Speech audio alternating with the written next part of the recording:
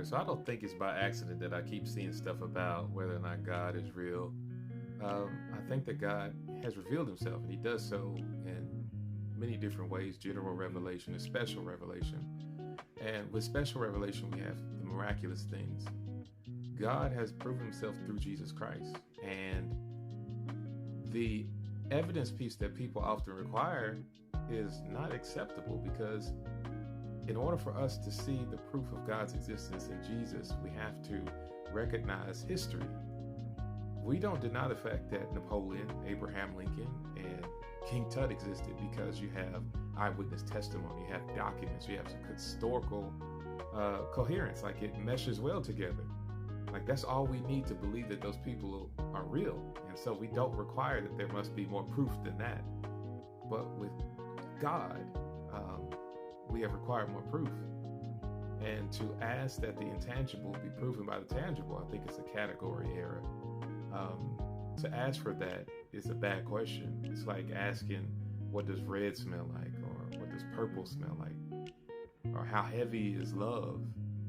God is the source of being itself. And so to ask for scientific or empirical proof of God is asking the intangible to submit to tangible rules. But I think this is what's really holding people up. I think what makes people most uncomfortable when it comes to God existing is it's not a lack of evidence, but I think that it's a refusal to submit to a morality that is outside of self. If I'm not the person who decides what's right and wrong, if I don't get to define good and evil, if my feelings don't get the last word, then that's what's really the problem, right?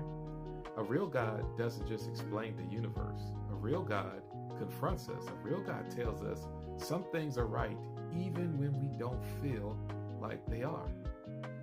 A real God tells us that some things are wrong even when they feel natural. And so for many people, the disbelief isn't about logic or science. It's about autonomy and whether or not I get to be the person who gets to make all the rules.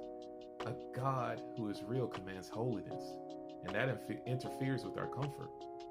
A God who judges and refuses to stay silent. My camera's moving on this thing. A God who refuses to stay silent. He deals with what is ethical, what is right. I don't think the question is whether or not God is real, but do I get to make up my own rules, right? Do I get to have my feelings and my